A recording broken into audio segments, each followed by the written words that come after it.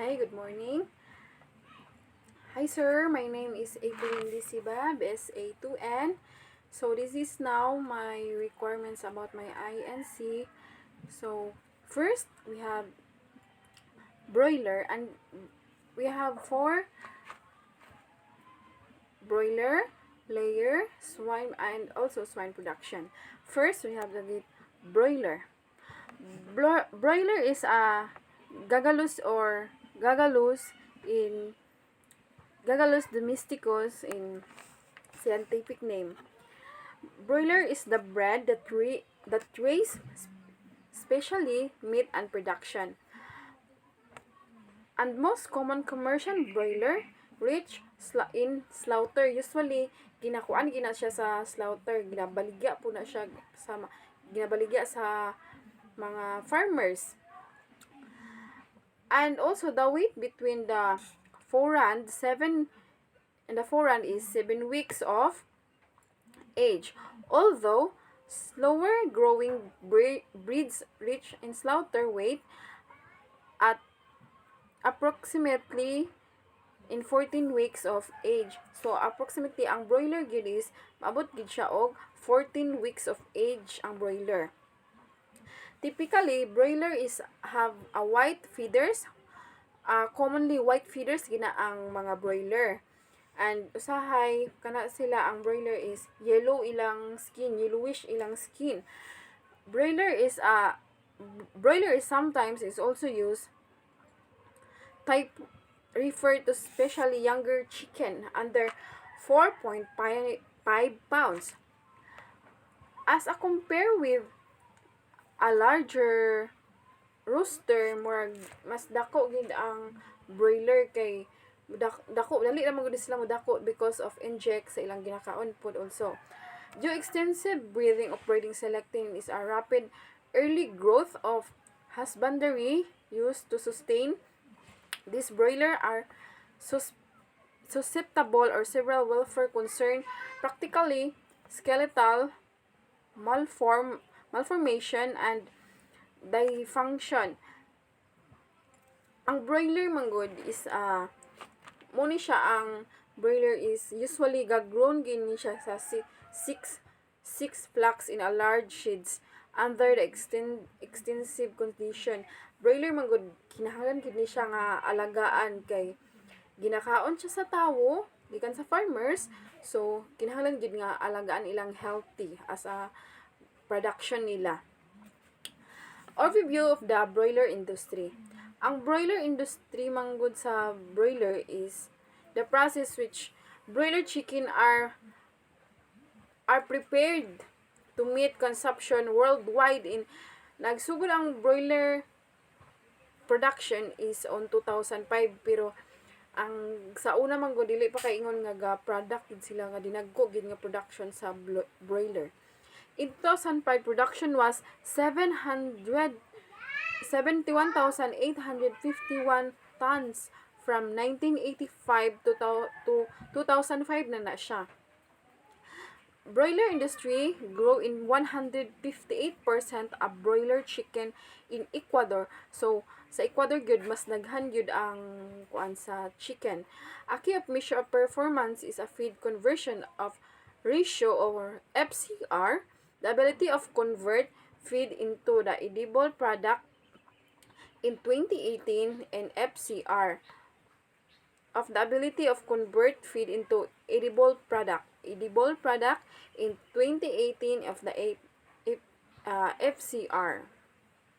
Broiler manggod is ga-produce na siya siyang kilograms in 70 days. Sa una sa 1980s ba ga-proceed siya og kilograms niya sa 70 days pa. So karon mas high-tech man ato ang mga farmers sa production about broiler, mas dako na kay ng 70 days nga makuan pa ang broiler. Murag 3 months na siya ka ang ato karon 3 to 4 months na adto na siya sa market, ma-product na siya sa market. Breeding folks. Sa breeding folks is a broiler breeder is genetic constantly changing a poultry industry and continues to shape more processed items to meet increasing consume and demands the product. So ang breeding folks niya is ga-consume siya sa demand sa broiler. Strain the potential from high meat yield is efficiently manner now have to majority of the market.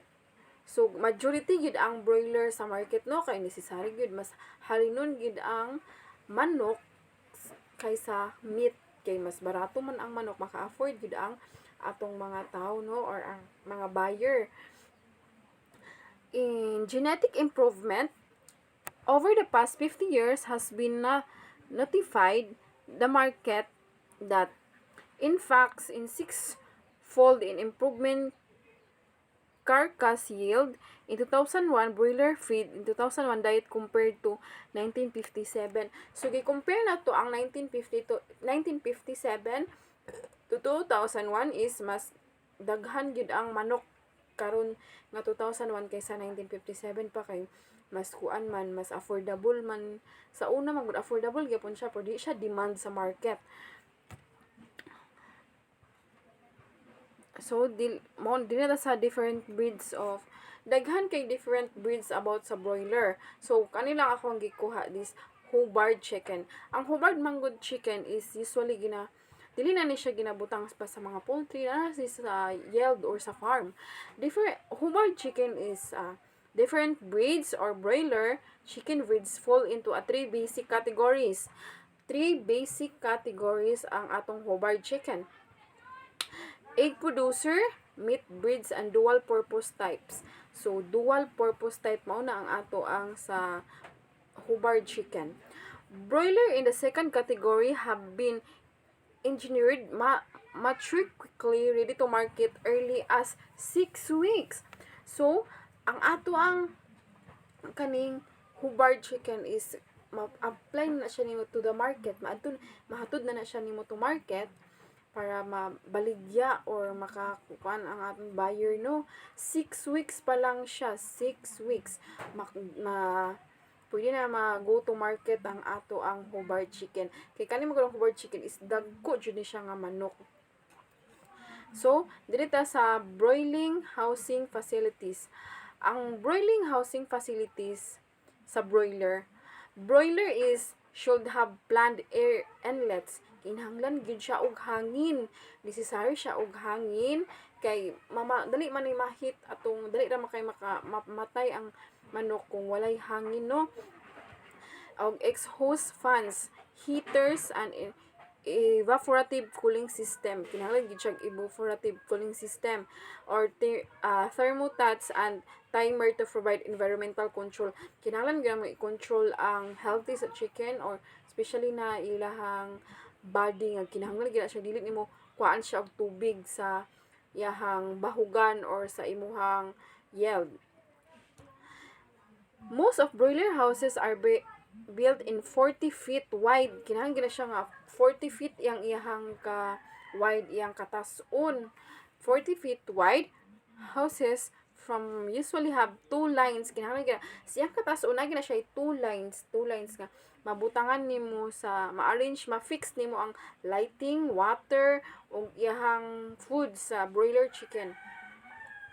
Kinahanglan pud iyang floor is lightened kay ang broiler chicken is kinahanglan siya dili pud kay ingon nga init kayo ang imuhang farm. Kinahanglan siya nga naay lights kinahanglan katong lights ga produce kay pun siya og heat. So dili na ta sa broiler feeding and nutrition. Broiler feeding nutrition is a chicken should be high protein complete feed. Ang broiler man good is necessary ang kinakaon sa broiler is purina nga meat bird feed. Kimo gina iyang kinahanglan kay ang purina meat bird is 22% protein contains targeted and amino acid. Kani ang purina gyud is the 22%. Muna gini siya ang pinaka the best para sa ako as a student no nga nag-research about sa kani broiler. Kay mao ni siya ang ga-support sa amino acids, rapid growth and help broiler chicken. So kinahanglan gyud nga healthy ang chicken kay healthy is broiler is a sensitive chicken. kinahanglan gyud siya nga kinahanglan lang para ng mga Bisaya nga manok nga buyan na nimo siya dili necessary gyud siya nga i-care iyahang immune system, iyahang ma-arrange ang efficiency and nutrients sa manok. So, all 38 unique nutrients meat birds need each day to proper levels are included in the bag. No need supplement. So, dili siya. Kung masulod siya nimo sa bag, no need to supplement sa gyud kay ang broiler chicken is ga-support siya og growth, help sa broiler chicken to the market with efficiency. So, ang broiler ang mo gyud siya ang pinaka-top, ang healthy sa broiler chicken. Kinahanglan nimo siya healthy imong chicken kay gina-produce pa nimo sa market, makaon sa mga tao, kinahanglan healthy pud sila. So, dili ta sa brooding. So, brooding na ta.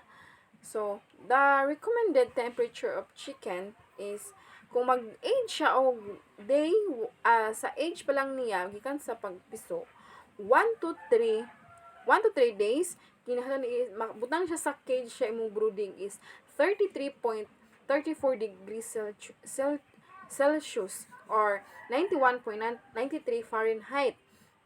So, iyang floor brooding na po na sa cage to sa sudlanan, tapos iyang floor brooding na po. Ang iyang floor brooding sa 1 to 3 days nga chicken or chicks, kinahanglan siya og 35 degrees Celsius and 95 degree Fahrenheit. So, kung mag day 4 to 7 na po itong chicken, magpataas iyahang Fahrenheit. 32 to 30, ganina sa day 1 to 3, ang iyahang brooding is 1 to 3. Sa day 1 to 3 is 33 to 34 degrees Celsius, sorry. Ang day 4 to 7 na pod is 32 to 34 degrees Celsius. So, dili kay siya ingon niya init pa jud. Kay wala pa, syempre, ang chicks wala pa gyud balhibo or ang broiler. So, ang iyan na pong Fahrenheit sa cage brooding is 90 to 93 Fahrenheit. So, iyahan ang sa floor brooding sa chicks is 33 degrees Celsius to 92% or degree Fahrenheit. So, day 8 to 14, dako na yung chicks, kay more 8 to 14 naman siya. So, mura na siya, o inaani na pa siya kagamay or something, di na ako ma-imagine iyahang kag-cute sa chicks. So, yung cage brooding ana sa sulod sa cage is 29 to 31 degrees Celsius. So, iyahan na pong Fahrenheit is 80 to 84. Nag-lower siya. Nag-lower compared to 8 to 14 days kaganina. So, iyahang floor brooding na po ana is 29 degrees Celsius to 84. So, nag-lower yun iyahang floor brooding. Gikan pa up, follower yun ang floor brooding sa mga chicks. So, day 22 to 28, so hapit na mag 1 month ang chicken or chicks, nagko na siya. Mag-lower pag yun. Kaya kinahanglan mag-lower. 24 to 26 degrees Celsius and 79.79 Fahrenheit. So, ang floor brooding sa chicks na to ana is 23 degrees Celsius to 74. So, nag-lower yun ang floor brooding from the top to day 1 down to day 29. So on, day 36. Day 36 is dako na jud ang manok, 1 month na siya. 21 degrees Celsius and 73 degrees Fahrenheit. Ang iyahang cage brooding to ha. Tapos iyahang floor brooding is 21 degrees Celsius to 70 degrees Fahrenheit. So, ang correct temperature good to provide chicks when they arrive is 32 to 33 degrees Celsius and air niya is 30 to 32 degrees Celsius also.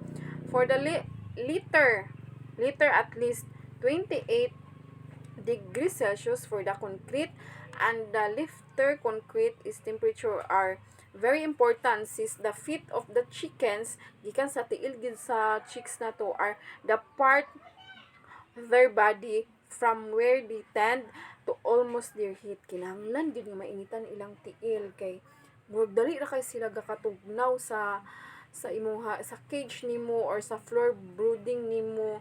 Kinahanglan gyud nga mo na siya ang main important gyud niya iyahang feed. So water equipment. Water equipment is pinaka-importante kung magbuhi ka or mag-atiman ka sa imong chicks or broiler. Because tubig yun ang pinaka-importante sa atong chicks. Water is an essential nutrient of broiler. It is used from heat removal, digestion, and formation of body tissue. Broilers should consume approximately 1.5 to 2.0 times as much water feed weight basis. Kung unsa kadaghan ka magbutang sa tubig sa manok, mas much nga mudali mudako imong manok. Kay necessary ang water man good pareha gud sa atong tawo. This is mo na atong pinaka top 1 nga important as a human. Pero ang chicks pod top 1 kay pon sa ilaha. Kay nagud sila life. Next is a much water feed basis. A decrease in water consumption is known as substantially reduced feed consumption, which in turn adversely affect feed conversion of ratio.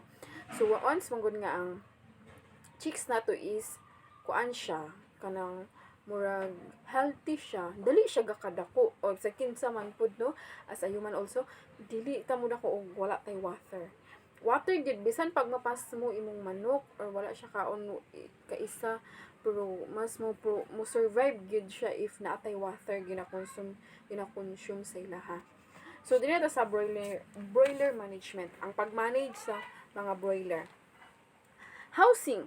The first requirement for growing broilers is adequate housing because broiler production is essentially a chicks brooding operation. The house should be contain equipment. So kinahanglan gyud nga imong equipment is sanitize also to avoid bacteria and virus nga mo contain sa ato ang chicks or broiler. To contain equipment so that the factor as a temperature mo gina ang factor nga necessary nga atong kuan sa atong broiler is temperature, moisture, and quality of the light can be controlled and easily should be also provide for efficient installation and operation of brooding, feeding, and water equipment. So, mao kung mag-manage ta, kinahanglan gid nga ma-study nato ang management about sa broiler also para mas masayon na sa imo kung unsa imong buhaton if naunsa imong chicken. Reuse the old litter. Mag-reuse ka og old litter. Kanang old litter. Litter can be reused to previous broods where relatively free and infectious disease. Remove all wet and cack litter. Sweep down the dust and cobwebs. Some companies may require about the 1 inches of new bedding to place on top the old of they might suggest that only where chicks are started a new bedding added. So magbuhi if once nga ang isa ka farmer mag-manage siya og mag-manage sa farms of broiler, kinahanglan gyud nga ma-apply niya ang pag-manage sa tubig, especially gyud ang tubig gyud ang pinaka-top 1 importante sa magbuhi ka og chicks or broiler kay even nga dili nimo siya mabahugan ka isa, dili pa gid siya necessary mamatay na yun. Dili pa siya necessary matabang pa nimo siya og malimtan ba nimo galing siya og bahog, pero be responsible gyud if magbuhi ka sa chicks kay chicks manggod or broiler kinahanglan siya sensitive kay ilang life. If ever nga mapakan sila og ants of even insect and animals, dali ra kay ma-lost of life ang broiler. So next, dili na ta sa broiler nutrition. Broiler nutrition is the main important because nutrition is the major impact.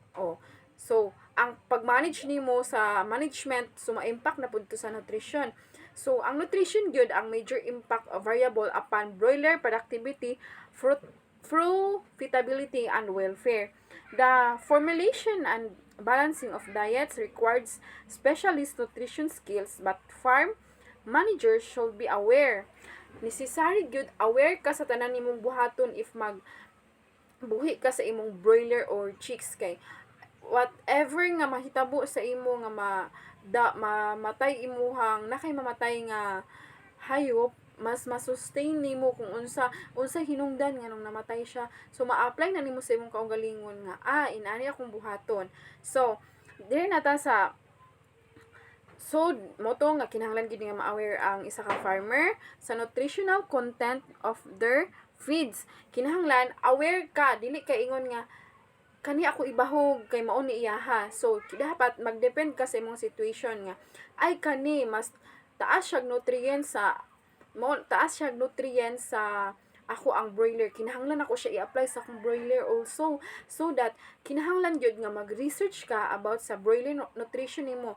Just manage lang gyud sa imong time kapag research, kay mas more man gud imong knowledge nga mabal-an or masabtan kung mag-research ka, kay wala ka kabalo nga ay sakto ni ay mali ko ani nga part. So research lang gyud and manage and aware also to consider a routine analysis of the feeds they receive. Kinahanglan man gud nga dili ka basta-basta nga magbuhi og broiler, kay especially ang as a farmer kanang magbuhi sila og mga broiler, kinahanglan gina under seminar gina siya. Tanan gyud nga mag-product ka or mag-adto ka sa field, kinahanglan gyud nga undergo gid ka og seminar. So dinhi ta sa broiler drinking system. Broiler drinking system, sa drinking pa lang gani sabotable na kay siya nga necessary gyud ang sistema sa pagtubig sa manok. So broiler should be unlimited access to clean. So kinahanglan gyud siya nga kung magbahog ka kay pare ang manok mura na siya nagtawo, kinahanglan limpyo pud ilang tubig nga ginainom, kay para ma-avoid ang bacteria sa ato ang mga chicken. Kinahanglan gid siya nga ay kani angay na hugawan na basin na ani siya bacteria, i-sanitize gud nimo imuhang mga equipment. Kinahanglan ay kani nga kuan basig hugaw ni siya inana. So i-manage nimo imuhang pag unlimited access to clean sa imuhang mga equipment. Kinahanglan clean and fresh and good quality of drinking water all times. However, when water intake is naturally low, kinahanglan man gud buntag ug hapon ilisan nimo na ang tubig sa broiler, kay mo undergo mo init man na siya, kay kung udto mo init ang tubig mainom sa imuhang chicken. So lain bisag kinsa pod tao gani makainom og init sa udto, lain pod ang lawas. So kinahanglan nga ang chicks pod kinahanglan ginan nimo siyang i-undergo, ilisan gid mo na iyang tubig, kay wala ka kabalo natoy bacteria natoy mga virus di maadto sa imong chicken, mamatay siya kay wala kaga drinking system sa imuhang chicken. And also to control water supply may help to reduce unnecessary water leakage or corresponding letter problems. So kinahanglan gyud nga if nakay tank sa water, imo gina siyang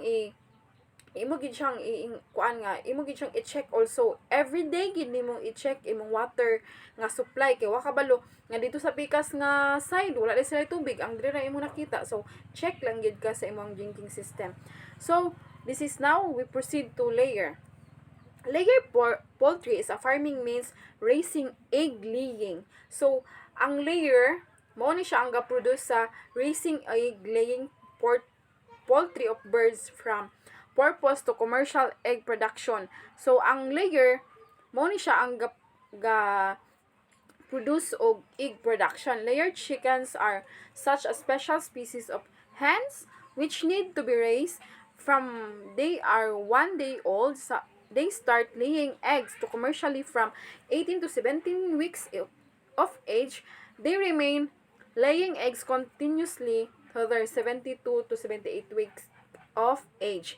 They can produce about 1 kilogram of egg, consuming about 2.25 kilogram of food during their egg laying period. From the purpose of production hybrid eggs layer, consider a various characteristic of cock hen before the breeding. Kinahanglan gid nimo siyang ipakaon gyud before nimo i-breed ang imuhang layer. There are various types of highly egg production layer. breeds are available through the world. Oh. So there are two types of egg, white egg laying hens and brown egg laying hens. Maura good niya siya ang two types sa egg laying hens. So sa egg production from layer poultry farming na ta. So ay sa ay sorry, ang two types sa of eggs di ay white egg and brown egg ay ang type sa hen mauna siya ang usually nga kuan na siya white egg mauna siya ang gagmay nga itlog, small size lang na siya, less food than color white egg shell, yang shell na is white, so lahi po to. Kaya ang brown manggod daghan ang brown nga dagko siya, big size ang brown, and the laying hens is white size, ay small size also. Egg production from layer poultry farming. So egg production from poultry farming depends on the care and farm management. If you take good from birds and manage proximately, and the production of profit will high. Kung imong production is ginamanage nimo og sakto, imong profit nga makuha is dako jud siya. Within the first 20 weeks of age, about 50% of hens start laying eggs. About 10% birds starting laying after 21 weeks of age. When they are reached 26 to 30 weeks of age, they reproduce or produce highly, although it may different depending on their strain. Gadipin sila sa ing strain nga maka maximum sila maka-produce sila og eggs. So after laying, the maximum number of eggs is usually stop laying for a few days.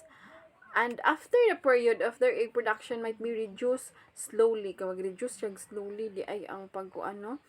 Egg laying rate and size of egg increase gradually. And the hens from the 40 weeks of age, weight and size of eggs increase over 50 weeks of age. Ga-increase siya. Ga-increase siya after 50 weeks of age. So magtigwang naman jud ang layer ana. So mag-increase gid iyahang pang-itlog. Main benefit to cutting the lip of hen. Leaf cut, kinahanglan man gyud nga ginakat atong ang lip sa hen is help to reduce mutual fights kaning or sa amoa pa ang ginatawag na tahod sa manok. It helps to prevent food waste, and you have to cut your chick's lip after 8 to 10 days. Cut the lip of growing chicken after 8 to 12 weeks of age, and cut lips of 0.5 of their nose, and cut 0.45 centimeter in case growing chickens, and cut both upper and lower lips, and cut the both lip together and after to another. Use black chick trimming machine to cut the lips. So ang kaning dili necessary nga ang sorry pamutol si mong hens, necessary gid siya nga chick trimming machine to cut the lips. So mo na to ang layer production. So dito na tamo swine production. Swine production is closely a swine farming or a hog farming is the raising and breeding of domestic pigs and livestock on the branch of animals. Husbandry pigs are farmed principally for food and pork or etc. or for pork, bacon, gammon, and any bisag kung saan naman na pagluto ang ang pigs. Kaya daghan naman gid maluto ang pigs, no. Pero ang pigs manggod is mas dako siya og kwarta. Dako siya maka-income ka og dako sa pigs kay ngano.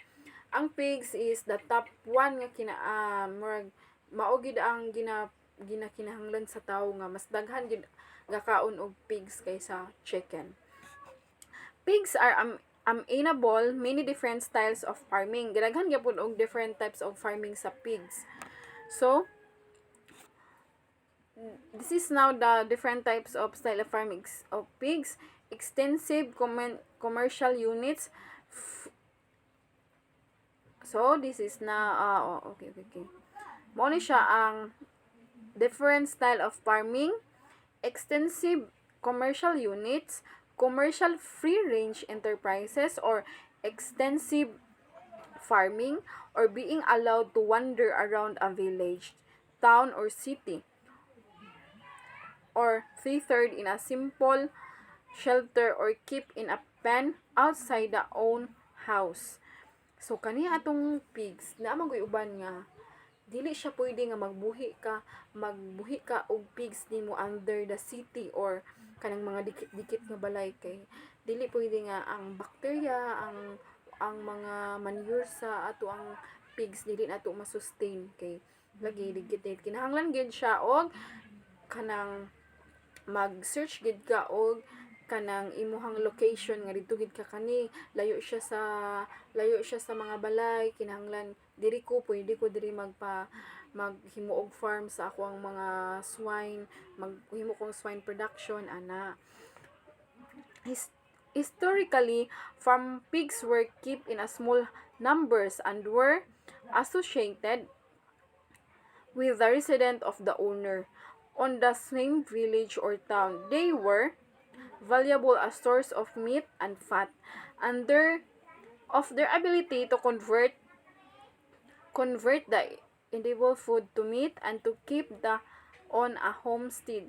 Pigs have been farmed to dispose of municipal garbage in a large scale. So, ang swine terms is daghan kayo og kain sa swine or sa mga pigs. So, ang kanira gid akong na research nga ang mao ni ang sa swine terms.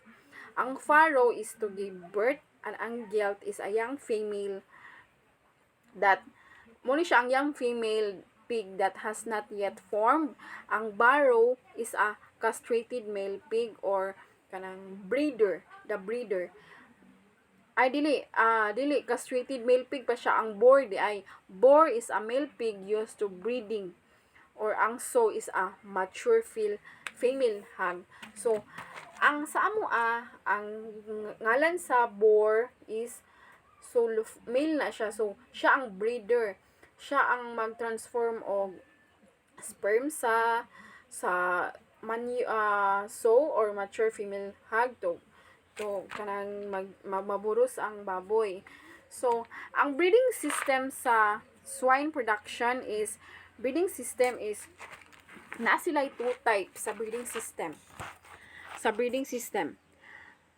Breeding system has two types of breeding system are used in swine industry and straight the breeding involves mating two animals of the same breed, while a crossing breeding is a mating animals of different breeds in a commercial swine industry. Most of the producer use some farm cross breeding in one form of straight breeding. Mao ni siya ang breeding system in breeding and outcrossing of breeding. So dili na sa inbreeding. Inbreeding is a one form of straight breeding. Inbreeding is an attempt to concentrate desired traits in offspring. It involves mating two related animals, close breeding and line breeding. Mao ni siya ang involved sa two related animals sa inbreeding. Close breeding and line breeding are two types of inbreeding. In close breeding, the animals closely related.